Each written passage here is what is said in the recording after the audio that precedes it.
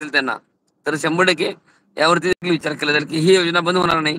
माझ्याकडं आमच्या जे रेकॉर्डिंग करणारे माणूस होते ना, थोडं ते फोन काय ते कबाडे साहेब होते. त्यांनी थोडं ते थोडं लक्षपूर्वक केलं असतं तर त्यामध्ये पॉइंट होते सगळेच, की बाबा मी लाडकी भाऊ योजना जी आणलेली आहे त्यावर पत्रकार परिषद घेतली साहेब त्यांनी.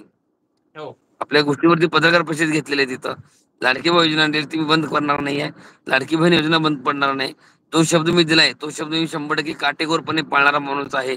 असाही शब्द त्यांनी ते दिलाय. त्याचा व्हिडिओ आमच्याकडे आहे सगळा पूर्ण. त्याची पत्रकार परिषद झालेली आहे तिथं.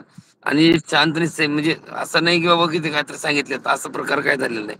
त्यामुळं ऑफिशियली त्या गोष्टी खूप महत्वपूर्वक निर्णय झालेले आहेत. बाबा पुढील दिशा काय असणार आहे आपली आता? काही नाही आता ते उद्या 2 दिवसामध्ये आपण पुढचे नियोजन करतोय, की 29 तारीख म्हणजे 24 एकनाथ शिंदे, देवेंद्र उदय सामंत साहेब जर आले असतील, तर पुन्हा जे भेटचं नियोजन असेल तर तुम्ही आता कार्यक्रम चालू असणार आहे मठामध्ये.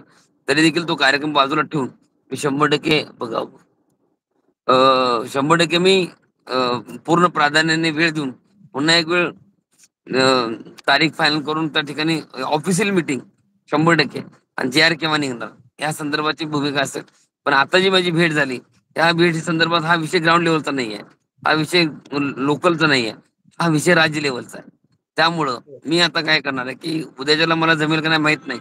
पण मला एक पत्रकार परिषद घेणं अपेक्षित आहे. त्या पत्रकार परिषदेच्या माध्यमातून सरकारला मला अल्टिमेट देणं गरजेचं आहे. जर समजा सरकारने जरी समजा पॉझिटिव्ह बोलले असते किंवा भेट जरी झाली असती, तर ह्या सगळ्या गोष्टीच्या अनुषंगाने आपल्याला एक पुढील दिशा म्हणून येणाऱ्या काळामध्ये एक भक्कम निर्णय देखील आपल्याला घ्यावा लागणार आहे.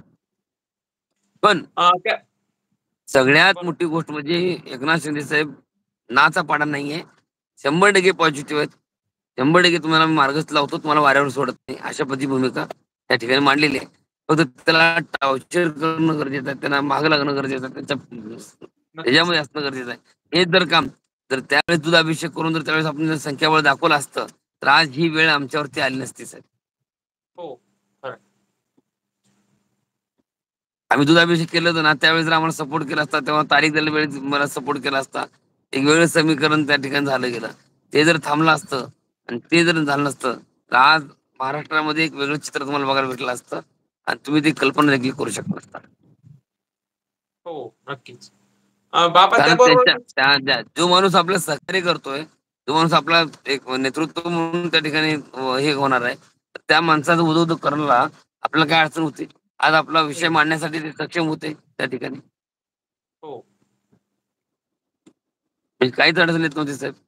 मला काय म्हणायचं, की ह्या गोष्टीसाठी आपल्याला खूप गरजेचा विषय होता तो. आणि ते तिथं कुठेतरी कमी पडतोय असं पुन्हा एकदा जाणवलं साहेब. नक्कीच. बाबा त्याबरोबर ते सभासद नोंदणीचं जे तुम्ही बोलले होते त्याची प्रक्रिया कशी होती? जिल्ह्यामध्ये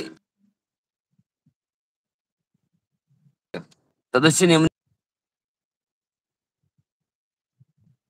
की तुकाराम महाराज म्हणजे आज सकाळी तुमच्याशी बोललो, हो. संध्याकाळी मी फोन केला, की ते वेगळंच बोलणार माणूस.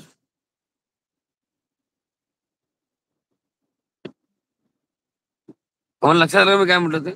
काय म्हणले? आता सकाळी मी तुमच्याशी बोललो, आज हो. सकाळी आणि हो. दुपारी तुम्हाला फोन लावला, की तुम्ही वेगळंच बोलणार परत. लक्षात आलं तुमच्या मी काय म्हणतो ते? हां, हां.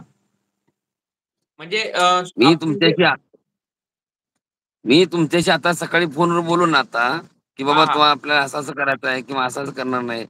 तर तुम्ही दुसऱ्या मिनिटात संध्याकाळी तुम्ही वेगळीच बोलणार काहीतरी दुपारपासून. म्हणजे शब्द फिरवणार थोडक्यात.